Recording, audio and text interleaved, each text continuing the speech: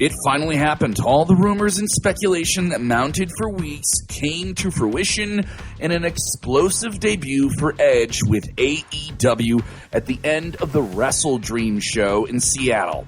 Everybody was expecting it after the news came out that his WWE contract had expired without him signing a new one.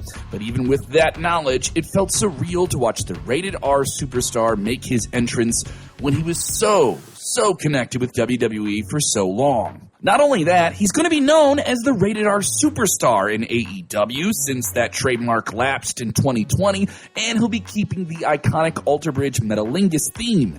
You're getting Edge in AEW, except they're just not calling him Edge. Still, his decision to leave WWE is one that surprised most people, especially since he was considered a WWE lifer. Although it doesn't mean as much as it used to with competitive markets now between WWE and AEW for prime-time talent. He has since explained in detail that his reason behind his decision, revealing that WWE didn't have much left for him while he wanted to do a lot more.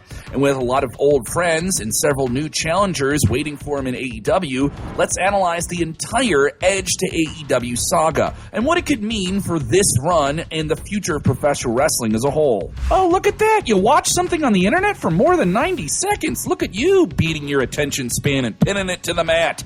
Hit the like button and subscribe to Sportskeeda Wrestling. Oh, get into those comments below. Let's know what you think about this whole Edge to AEW thing. Some of you may have missed it in the post-show press conference for Wrestle Dream. It was revealed that Edge won't just be a part-timer for AEW. He will be there full-time, kind of reverting back to the way that he was presented on television in WWE in 2011 before he was forced to retire. The part-time contract for Edge that he had in WWE the past few years, 3.5 years since he made that wonderful return at the Royal Rumble, made sense with his history of serious neck issues, and it also helped keep him as a special attraction. But it's different now. It really speaks volumes about his motivation in this company and at this point in his life, the core of which we'll get to later on in this video. It's only fitting that his first story, alongside his former tag team partner and former best friend, Christian Cage, is something that builds on emotion that fans knew before he was ever in AEW. You remember it before and in WWE, and now can play out in a different way that it couldn't play in WWE. For years since they became single stars, Edge has always been presented as a few steps above Christian. But for the first time in over 2 decades, they now seem to be presented as true equals. The timing couldn't have been any better. This is the hottest run that Christian has been on in his career, and especially in AEW, with the last real memorable run having been his feud against Randy Orton over 10 years ago. But given his continuing efforts to grow as an evil, maniacal character, this run might just be considered even better than his last. Having Luchasaurus and now the 18-year-old manipulated, mind-tricked into doing what Christian wants, Nick Wayne at his side, it seems like he has a real faction of followers behind him. And don't be surprised if FTR begins to align with Adam Copeland. FTR helped train Adam Copeland, Edge, for his return to WWE in 2020. Their friendship in real life played into WWE in 2021 during the feud against Seth Rollins, where his home was invaded and Edge called his wife Beth Phoenix to tell her to not go home and that he'll send Dave and Daniel to sort things out. Dave happens to be the real name of Cash Wheeler, while Daniel is Dax Harwood's real name. It was a nice little tribute to their friendship, but now they're in the same company and they can do a lot more than just subtle references. And for all we know, Adam Copeland might win a championship for the first time in over 12 years, whether it's a singles title or one with the FTR. That's just one of the new, fresh options for Edge. And that's the main reason that him and AEW makes sense. A lot of new opportunities and a lot of new stories. Like him saying the AEW World title would look good around his waist. That stirs up a lot of different things. In WWE, Edge wasn't someone, even though he's in rarefied legendary air, that was considered a real world title contender. At least not since WrestleMania 37, where he lost to Roman Reigns. It's sort of similar how Cody Rhodes specifically avoided the AEW World title during his time in AEW and later realized it wasn't a good move because it limited his character growth. And that's kind of the fundamental issue with Edge's WWE run coming to an end. Edge's creative outlook was sort of covered. What other stories were compelling for him to play out at this stage in his life and his career with limited options and him seeing the end of his career on the horizon? Is there any exciting paths for him to go down anymore in WWE? You got a great send-off against Sheamus on SmackDown in your hometown. Yeah, wrap it up. Go do something new. And AEW has done this before, bringing a big name, a former WWE name, to their fold. But they have to create a balance, and AEW is smart enough to realize that.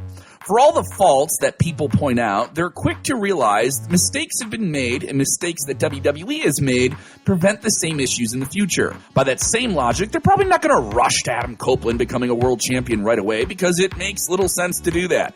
Especially when you see that the current champion, a young star who is red hot right now in MJF, is on the verge of making AEW history by being one of the longest reigning world champions there so far. On the other hand, him running through almost all of the younger talent isn't a good idea either. So we can only really hope that his defeats aren't too frequent and are mainly reserved for big moments. This is a big superstar. Make big moments, make big stories. If you're to look at the core motivation that he has to be a part of AEW, apart from having good, fresh storylines, Bryan Danielson, who also made the leap from WWE to AEW, one of the things that I think about his generation and younger is they have a real desire to give back. I have a real desire to give back. He has a real desire to give back. Christian has a real desire to give back. Having people like that in your locker room only benefits the entire company. Also, with Edge referencing this stage being the twilight of his in-ring career, he can end it on terms he wants to end it on with people like Christian, who are deeply connected to his entire career and have a lot of creative freedom over how to do that maybe just wouldn't be there in a WWE presentation. A lot of things could happen and a lot of things could change, but it's hard to imagine that such a thought hasn't been in Adam Copeland's mind since signing with AEW.